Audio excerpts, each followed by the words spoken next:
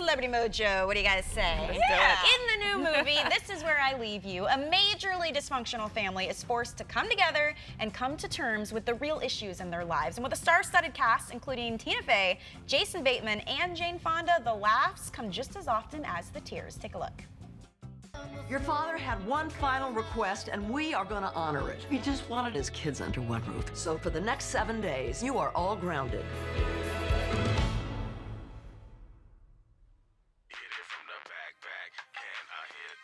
Hey. What? Oh, no, we're just sitting in an awkward silence. You guys made really good siblings. Actually, the whole family made a great family. Were there moments maybe during production or in your downtime where you guys started to feel like a real family? I mean, you're holed up in this house. I moved Tina in. Yes. And she will not leave. I live with Jason and his family. Just during production, but she didn't want to. Gotten so much makeup on their towels.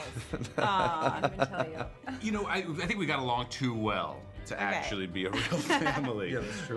You know what I mean? I think that was. Years of resentment hadn't really worked its way in. I mean, everyone has dysfunction to some extent in their family, so I think it's a kind of a universal situation. Someone came out and they came up to me and said, you know, this movie makes me want to call my sister. I'm going to call her right now. It makes you treasure family. It absolutely does. And realize that you can have dysfunction and wounds and you can heal.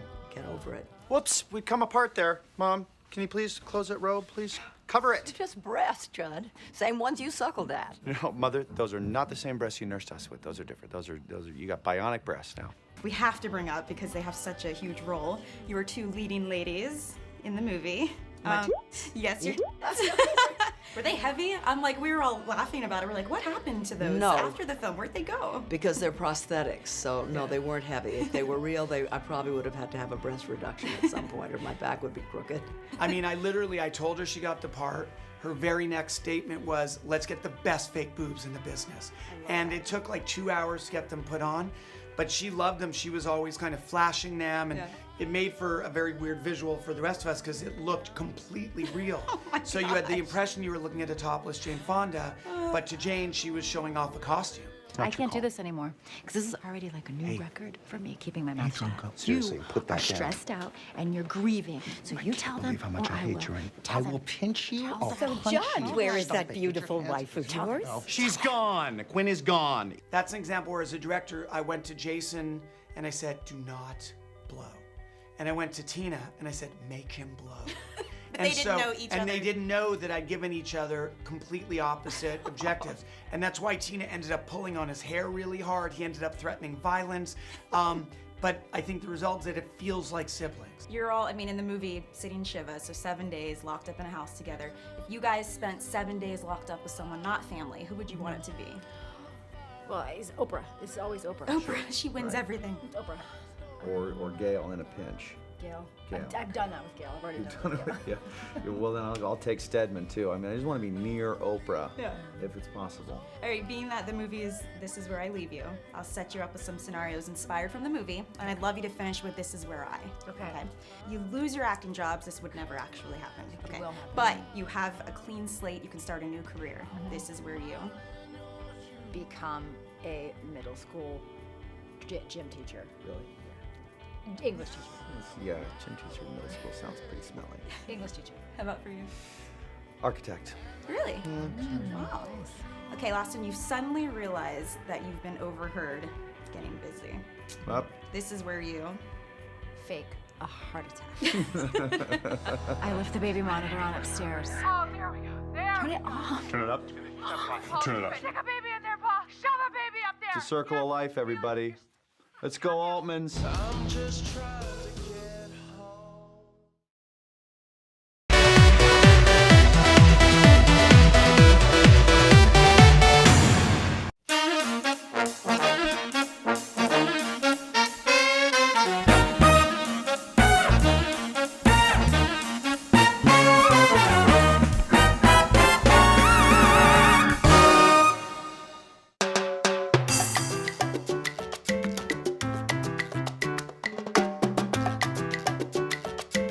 And welcome to another exciting episode of The Healthy Voyager. I'm Carolyn Scott Hamilton, and welcome to beautiful Bermuda.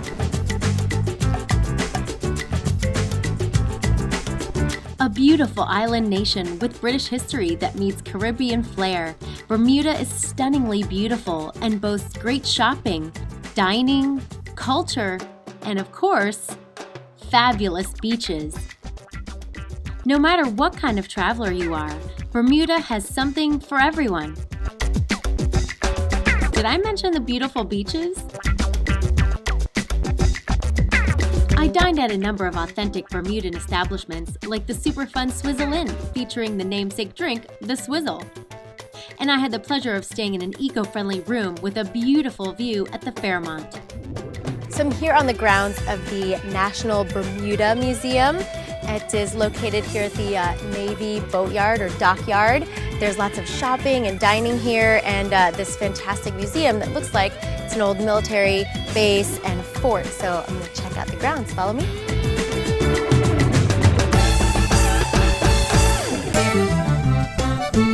After sightseeing, I got to relax at my hotel and enjoy another Bermudan signature drink, the Dark and Stormy.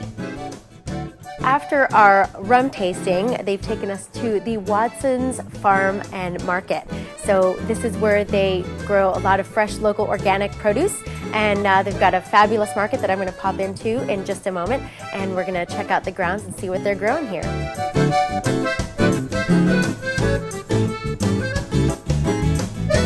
Growing a wide array of organic veggies, Watson's is one of the few organic farms on the island.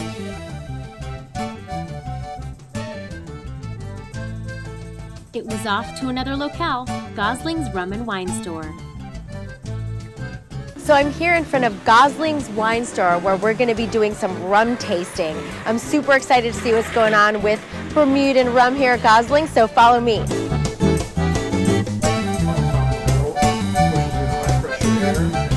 Time for some Bermuda Gold made with local loquat fruit. Check it out. Time to taste it. Early morning tasting. That comes from the seed of the loquat. So we use the seed and the flesh. Not bad, I have to say. It's liqueur, so I'm willing to bet the next few tastings are going to be a little tough. Next on the list is the Gosling's Family Reserve Old Rum. Look how beautiful this bottle is. Nice stuff. Let's see how it is going down. Let me breathe, do a little swizzle.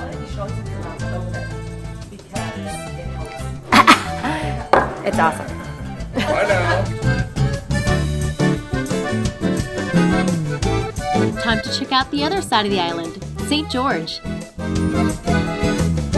Well, I'm here in King Square, which is located in St. George, which is the oldest settlement here on the island of Bermuda. In fact, I'm sure I'm going to see the beach where the British ship shipwrecked and founded, all by mistake and happenstance, the island of Bermuda. So this is old 1600s colony. So I'm excited to take this fun walking tour and see what lies ahead.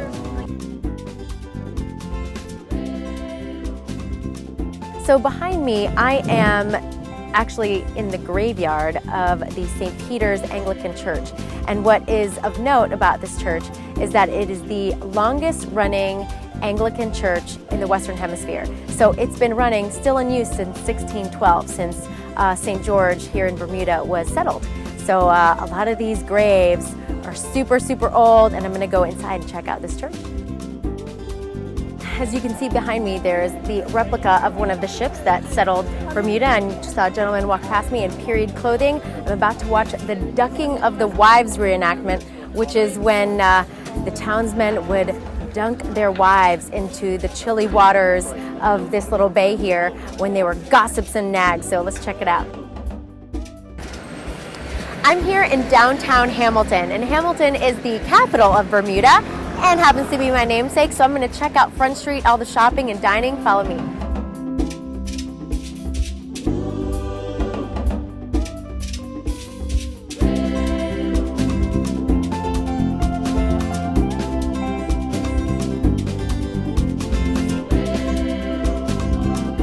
So I was just looking for a latte, and I happened to find Juice and Beans here on Front Street in Hamilton. They've got almond milk and soy milk for lattes, but they also have an Indian veggie buffet, and I found out that they have a vegan burrito for breakfast burritos, which is a tofu scramble, and they can make it cheeseless, and it's got potatoes in it, so I'm definitely coming back tomorrow for breakfast. So check them out here on Front Street. It's Juice and Beans. Just before my trip came to an end, I made sure to get my souvenirs and squeeze in a little more sightseeing. Well, that's a wrap on Bermuda. Be sure to join us next time on The Healthy Voyager.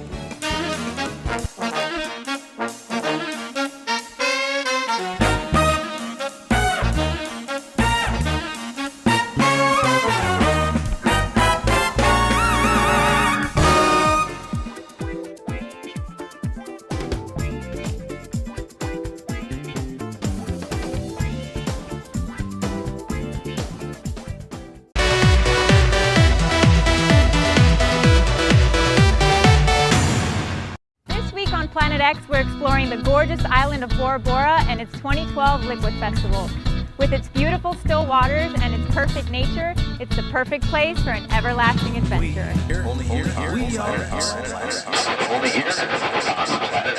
Bora Bora. Often called the most beautiful island in the world, Bora Bora is home to world-class resorts and quaint French-inspired restaurants. It's known for its jet-setting celebrity visitors who relax anonymously on its secluded beaches. This tiny island, just 18 miles in circumference, is encircled by a protective necklace of coral. Lush mountains provide a dramatic backdrop for the indescribable turquoise, lapis, and aquamarine of the sheltered lagoon. Arriving by air is a unique experience. The runway is on a motu, and visitors take a boat to reach the main island. It's no surprise that most of the island's activities center around the spectacular lagoon.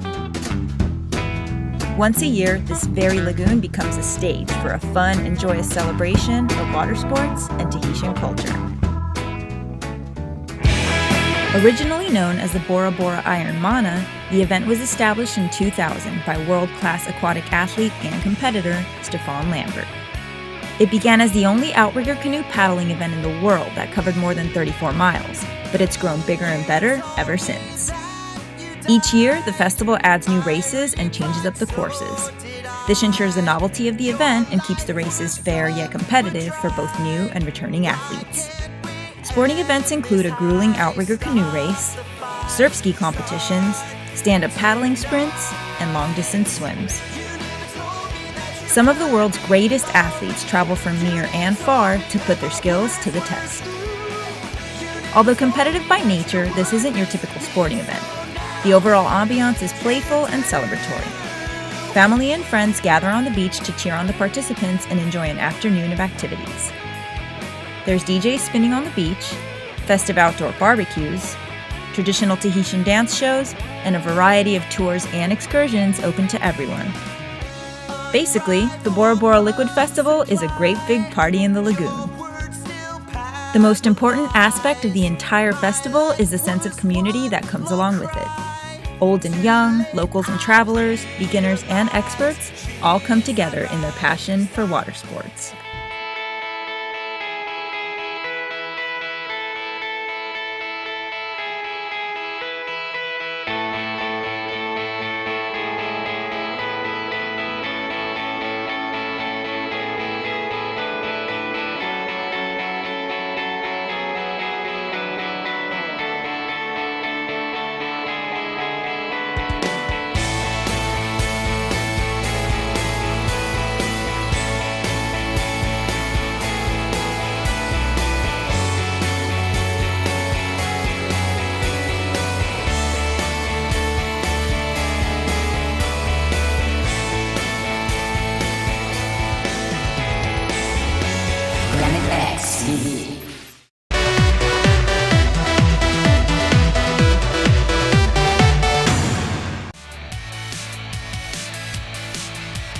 Welcome back to Emotional Mojo. She's the founder of Women's Running Magazine, and she won NBC's The Apprentice, Martha Stewart. But our next guest also had major struggles with weight, and now she's empowering everyone, women especially, to take charge of their lives. Welcome, Donna Stone. Welcome to the show. Thank you for having me. We're so glad to have you here. Truly an inspirational story.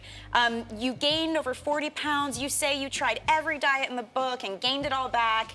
So what did you try, and why do you think all these diets failed? What was the problem? I really did try everything. I think I was in that place in my life where I felt like I had control of everything. You know, I had this great job in New York City working on Wall Street. I had, you know, great education, and there was one aspect of my life that I had absolutely no control over, and that was my weight, no matter what I did. And I mean, I tried everything from, and we're talking, this is 20 years ago, but Scarsdale diet, grapefruit diet. I even tried fasting, and it didn't even last a day. I mean, I couldn't make it to the next day. I just couldn't do it. But that's something I think a lot of people can relate to. They try, and nothing works. I mean, what do you think the actual problem is? Because oftentimes it's not the diet or the food. Yeah, well, it was a couple things. One, I think it was the mental place that I was in. I really had given up. I didn't believe anymore that anything could work for me. The other thing was some of the diets worked for a small period of time. So I would lose some weight, but then I could not continue on that program for the long term. None of them were lifestyle changes. They were all about losing weight right now.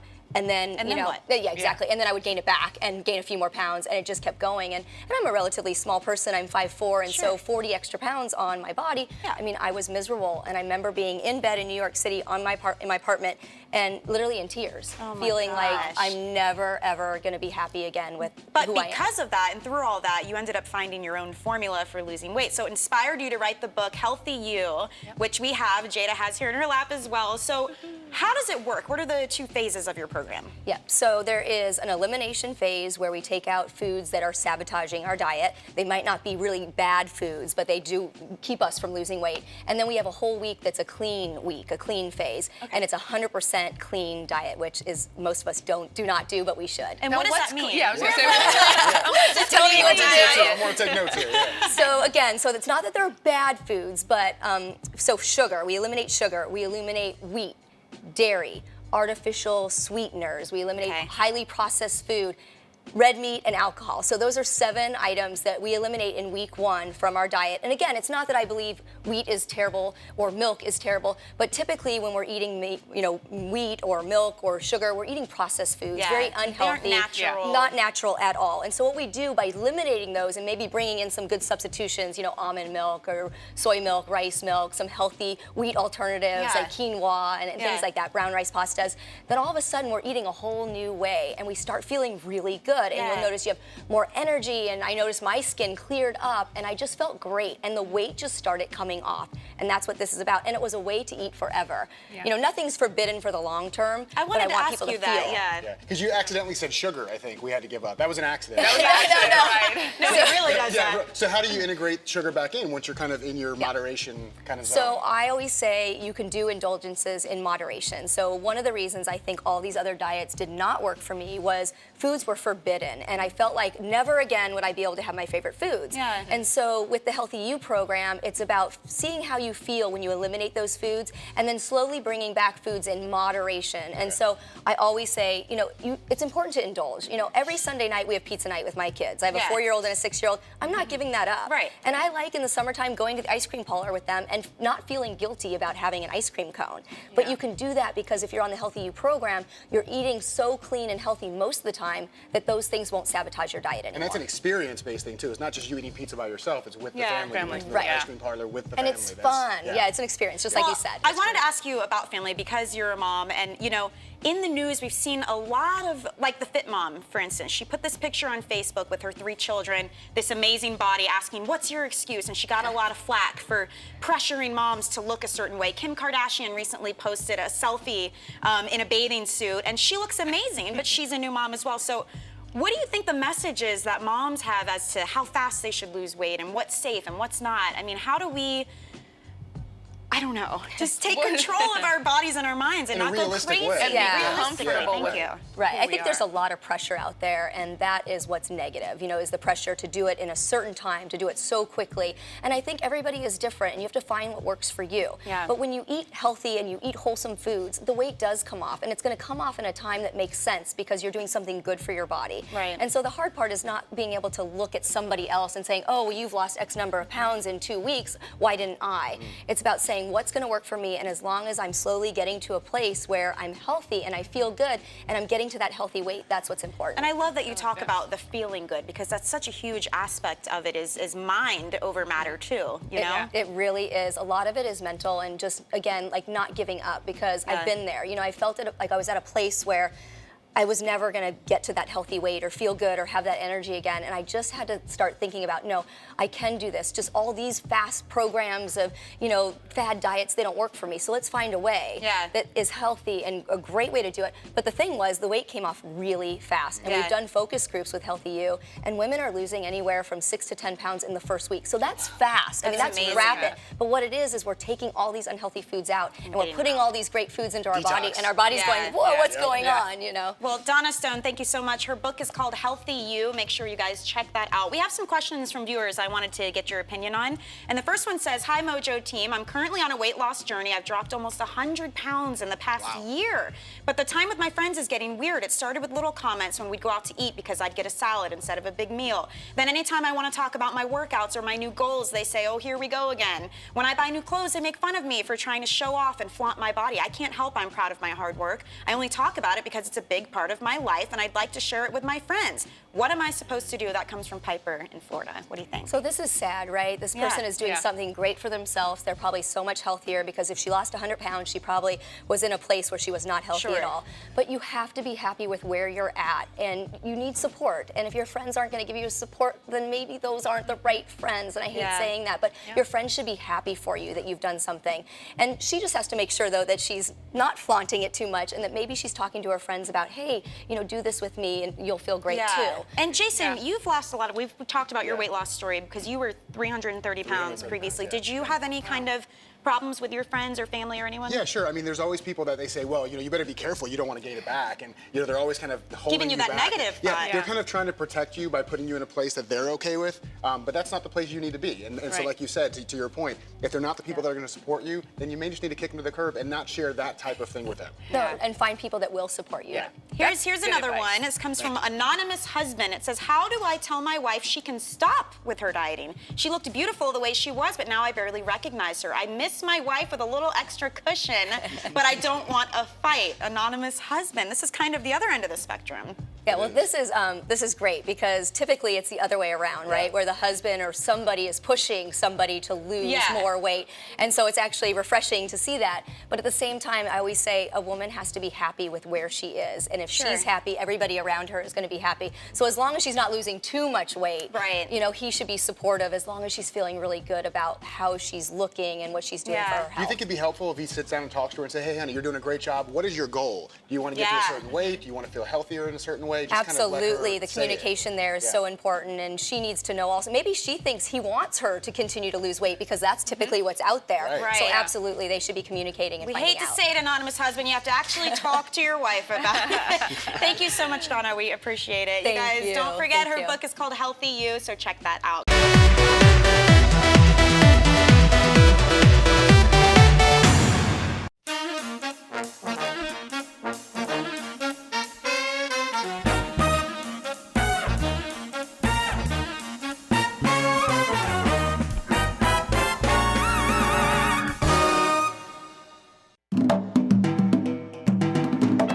Hi, I'm Carolyn Scott Hamilton, and welcome to another episode of The Healthy Voyager. I'm here in my hometown of Miami, Florida. South Beach, sun, surf, and Latin-inspired grub. My first stop as soon as I get off the plane is Sarah's for my vegan Cuban sandwich. Awesome. And we're off to Wynwood. Choices Cafe, brand new vegan restaurant here in Miami. Serving raw as well as cooked all vegan eats, My Choices has 3 locations to serve you. Chili con kale, 3 different types of beans, veggies, spices, looks super hearty and delish. Some sprouted organic Ezekiel bread. Steaming hot, let's try it out.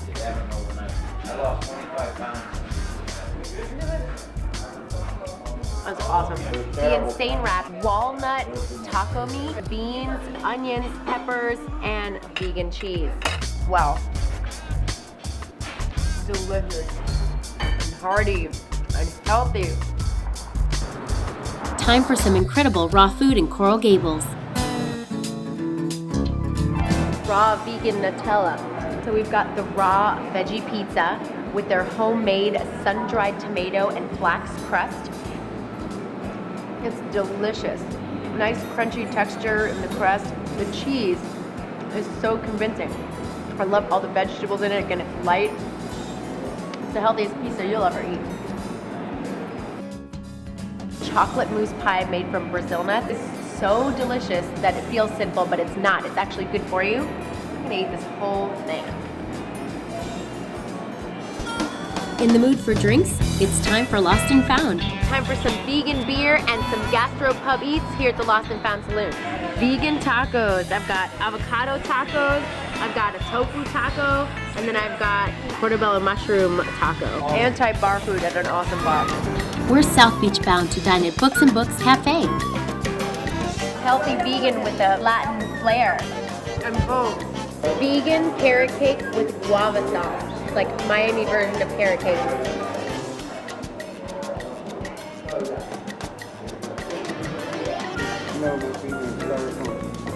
The guava sauce totally changed it. Let's head up north, shall we? I'm here in Fort Lauderdale at Sublime. It's South Florida's premier vegan restaurant and bar. All natural, organic, fantastic food. Basil polenta.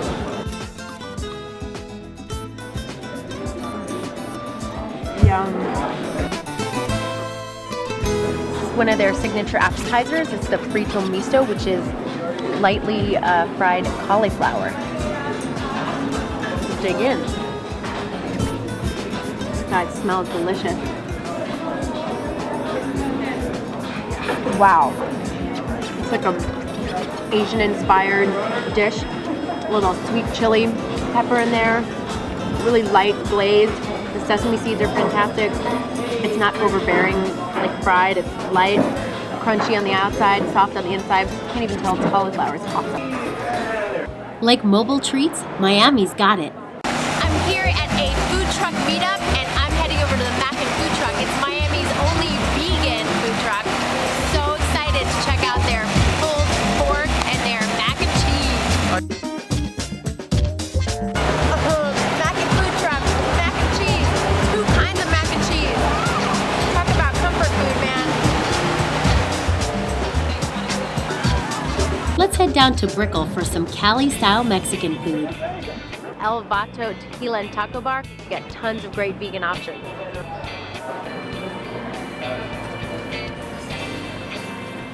That is incredible. That's one of the best vegan quesadillas I've ever had. The soy meat inside is delicious. When do you get to go to a Mexican restaurant as a vegan and actually have dessert? There's totally vegan churros.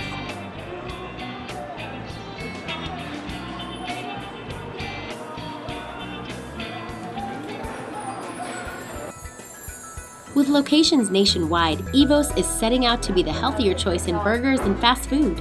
So these are their famous air fries.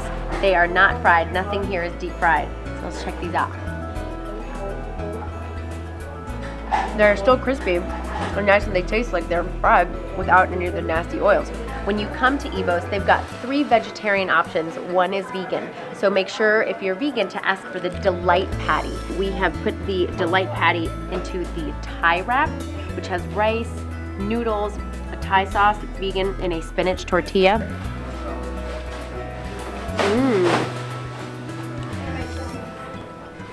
I like that. That was good. Really good. Really interesting. And that Delight Patty is really great. Lots of good flavor at Hardee's. And with that, the sun sets here in South Florida, as well as on another Healthy Voyager adventure. Thank you, and I hope you enjoyed Miami as much as I did. Join us next time on The Healthy Voyager.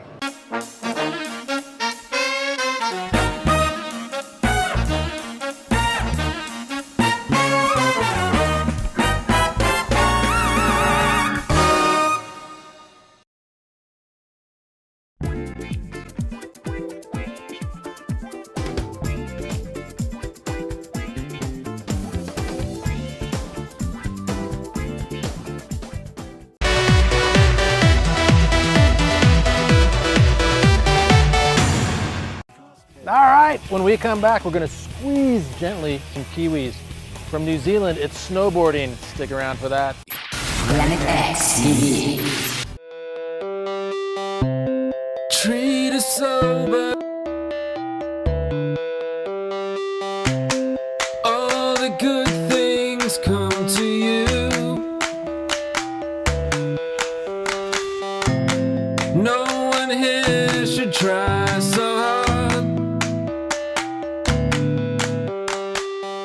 Welcome back to Diaries Down Under 2010. So here we have 5 episodes coming out. The first one's here at Coronet Peak and it's open. First place in the Southern Hemisphere to be open. They've got loads of snow. It's got to be about the best place to be right now. Early season's pretty good here, just good to catch up with all your friends, take a few mellow laps, break into boots, catch up, and the start of winter's pretty much happening here at Coronet, which is the official start really. 2009 was awesome actually. We had good snow. We got to do some really unique stuff. Some of the guys made some big jumps for us, for the crew, and we had some fun playing around with those. And we had some comps in New Zealand which we hadn't seen before as well, so it was fun to enter those and try and compete and shred against your friends. I just like the Southern Lakes because it's home, the scenery is amazing. Hanging out with all your friends, partying after shredding, getting up the hill early and banging out some laps is good fun.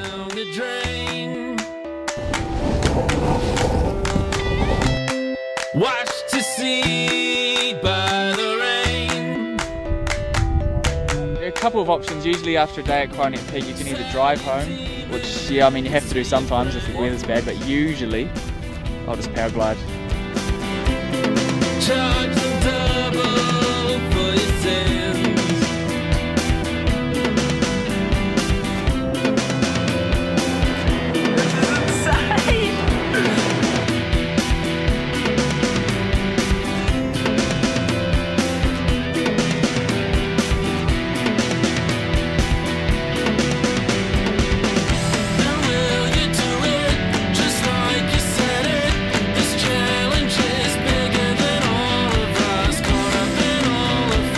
Yeah, we got a good storm come through 2 days after opening. It's filled things in nicely and we got some good early season powder to ride, so everyone's pretty pumped. This challenge is bigger, this challenge is bigger than all of us. Caught up in all of us, how will we sort it out this time? This time.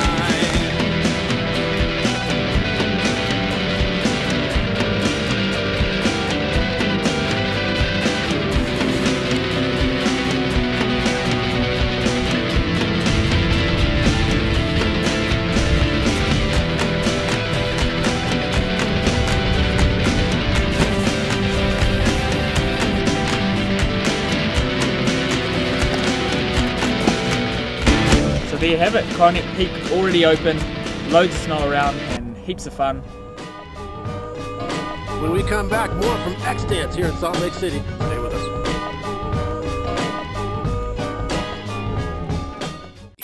Planet X TV.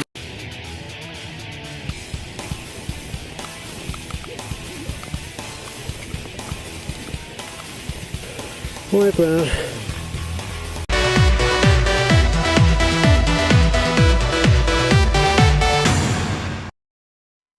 Hey, welcome back, guys. Our guest this morning needs no introduction. He's responsible for one of the best basketball players of all time. A lot of people say that without you, there would be no Michael Jordan. Of course there'd be a Michael Jordan. But would he be the world's greatest basketball player? Absolutely not. He'd be like a clown without a rubber nose or all that silly makeup. It would be creepy, but it wouldn't make no sense. Just be some real big, tall dude just lumbering around aimlessly with people throwing spitballs at him. Yes, y'all. Give it up for Charlie Murphy. Right here. In the morning, flesh. man. Morning. Early for you. Thanks for coming It's in. very early, especially when, you know, we had to work last night. Yes. So do it's you all sleep good. or This you is just what roll you out? have to do if you want to participate in stand-up comedy. You got to get up early. You got to sacrifice. Yeah, but you love it though, man. I mean, you were I one love- of the I best love storytellers stand-up. I on love stage. doing stand-up. I saw you in Nashville live years ago. Really? Yeah, yeah. How many years ago was that? Oh, God, it's been 8, 9 years ago. You were with Joe Rogan. I wasn't that good back then. No? But now. So what has Now, changed? I was good back then. Yeah, I was, you were real good back then. I was that loving it. yeah, I'm glad you laughed. You got the joke. Some people was like this. That's what I heard too. So you got the joke. So you work with everybody. Yeah. And the list goes on and on and on. I haven't worked with everybody, but I've worked with quite a few people. All the big hitters, all the But heavy hitters. I've worked with them with in most cases, when they were nobody. Yeah. And they were somebody, but they weren't like big stars, and that's when I worked with them. I want to work with them now where, you know, the check would be bigger. Is that where the stories, good stories come from, when they're nobody, so you can carry that on? Most of the time, the good stories or the big stories are when people are, they feel successful and they're just open. And they take chances. You know, when somebody's still trying to climb the ladder, they may have the most brilliant idea, but they'll be afraid to say. Right. If it don't work out, you may never see me again. Right. Once the person has arrived, then that's when the filters come on. Fearless. So who's the one you've seen change the most? Me. From? Me. You. Okay. Yeah, me. And I want to also add that mustache and hairstyle that you seen was fake. Oh, okay. So you grew a full hair. Thank you for. No, I don't have no big mustache like those. That looks like the guys in the Whispers. You know, those two twin brothers. Yeah. That was a fake mustache. So that's a real mustache. That's real. Yeah. They're looking smooth. How much do you love what you do? I mean, I love it so much that I have 2 kids that are in Jersey right now, and I'm down here with you guys. Nice. I got the wrong time to watch too, because I was young. It's early time. It's 7 o'clock, right? Yeah. Something like that. Yeah, I'm 7 o'clock in the morning on television. Is it hard? My kids are not with me. Is that so I must really love stand-up. Yeah. That's gotta be the toughest thing. How old are your kids? 7 and 14. I got older ones, but the ones I call kids, 7 and 14. So we see your characters on TV. We see you work with a lot of people. What's your stand-up like? What do you talk about? What do you get into on stage? Anything can happen at any moment, and I always keep it real. That's the best way to describe it. I'm not. If you come see my show, you'll be talking about it the next day. You may not be saying good stuff, but I may be a little bit, for some people, some people are too sensitive, you know what I'm saying? Sure. But everybody that leaves there leaves having a good time. It's comedy, no, it's great. I know I did. Now, were you shocked at all, or with the success of your participation in Chappelle's show? Did that hit you kind of hard? Yes. Like, wow, I think it hit anyone who was involved. Sure, yeah. I mean, they had the 10th year anniversary, and it went viral on Twitter 2 days ago. Yeah. And it was like everybody's talking about it like the show just came on. Right. Well, it's iconic still. I mean, it's still hilarious, but I mean, it's still hilarious. Definitely. Yeah. And the stories. Oh my God, the stories. Do you have a favorite story that you like telling, or that you think is the favorite story that I like telling? Yeah. No. No. And the stories that people like the most for. Yeah. I can never do that better than the one that made you like me. Right. So when people go, come on, do the Rick James story, I'm like, no, you know what? Let's go on YouTube. Oh, right. And you watch the real one. Because if I do a recreation, it's gonna be different. It's not gonna be that. Right. How do you apply that into your stand-up though? Because so much about stand-up is this kind of repetition of a routine. So you really go off the cuff. That depends on who you are as a comedian. Yeah. You know. Yeah. Improv has a lot to do with my stand-up. Yeah. You know? Whatever I may be talking about, I'm aware of the fact that, after you've been coming to a place a couple of years in a row, whatever, you may have a great joke you do. But you don't come back there and tell it the exact same way because let's say you guys were there last time and you don't want to hear that joke exactly like that. You will not become a heckler. Yeah. Okay? Right. If I tell it different, make it fresh, you can laugh. Right on. Right on. Orlando Improv? Yes, sir. This weekend? Orlando Improv this weekend. And yes, I eat club food because I'm a real comedian. Now, I just want to say one more thing. That is the first and most beautiful newscast I've seen with a leopard. With a leopard. Come on over here, Lisa. That's the way. Not that we're keeping her off to the side. I've never seen it. Come on over here. Here we go. I've never seen a newscaster with a leopard. This is beautiful. More of you should try that. It's gonna wake everybody up. Thank you. I'm wide awake now. You've gone from Chappelle's show to her reel. Thank you. Right. Charlie Murphy, everybody. Guys, thank you so much. We'll be right back.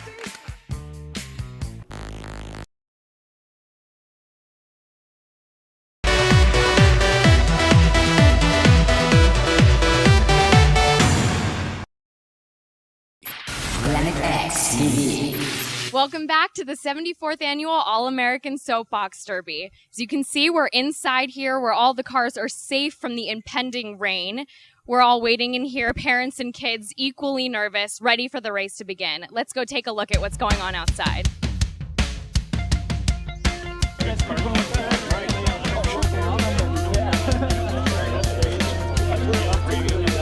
Racers ready?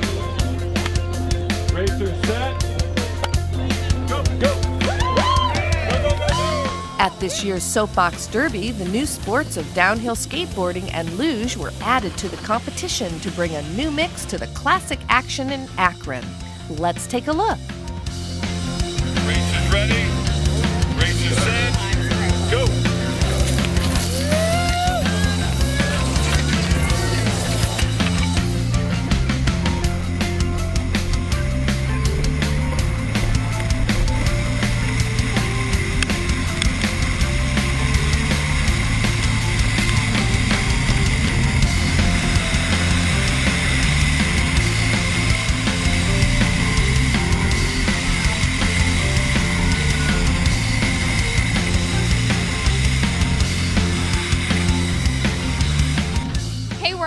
Now, and as you can see, some of the cars have had their covers taken off because it looks like it's clearing up out here. Everybody's lining up for the main event, so let's go watch some racing.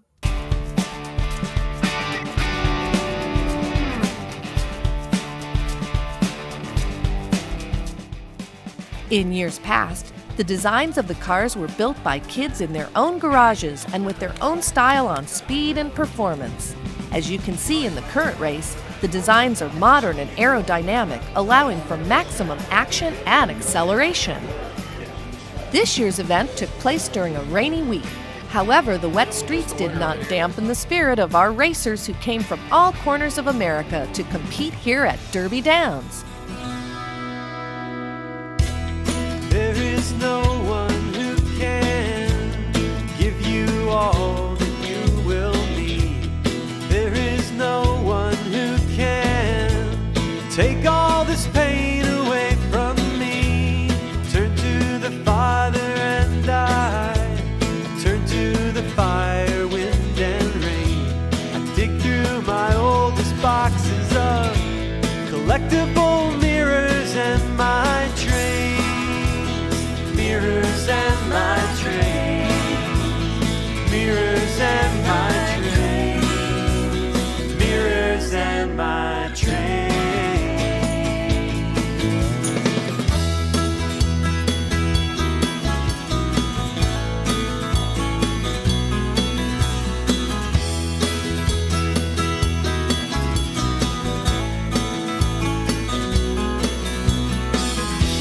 It's really not an answer I'm searching for, but I can't describe it any other way. Listen to the city breathing as the sun pushes up a brand new day. Just before the sunrise, Venus tries to hide around the moon. Sort through the day before me and I take my chances with my tune. Chances with my tune. Chances with my tune. Chances with my tune.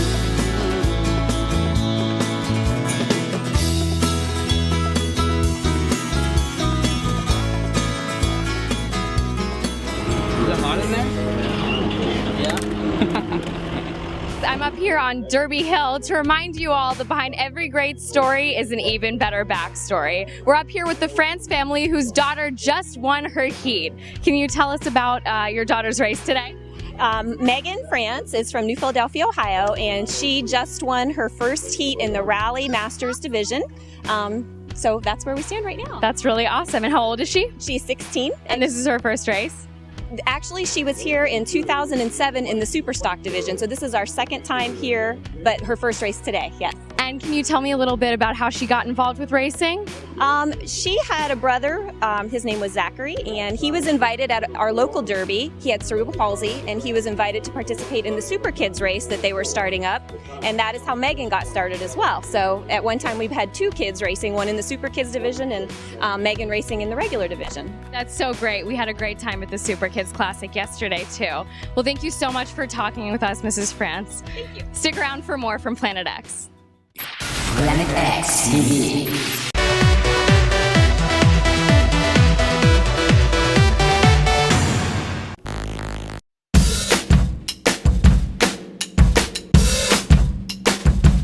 I stay out too late. Got nothing in my brain. That's what people say. That's what people say. I go on too many dates, but I can't make them stay. At least that's what people say. That's what people say. But I keep cruising, can't stop, won't stop moving. It's like I got this music in my mind saying it's gonna be alright. 'Cause the player's gonna play, play, play, play, play, and the haters gonna hate, hate, hate, hate, hate, baby. I'm just gonna shake, shake, shake, shake, shake, shake it off, shake it off. Heartbreaker's gonna break, break, break, break, break, and the faker's gonna fake, fake, fake, fake, fake, baby. I'm just gonna shake, shake, shake, shake, shake, shake it off, shake it off. I never miss a beat. I'm lightning on my feet, and that's what they don't see.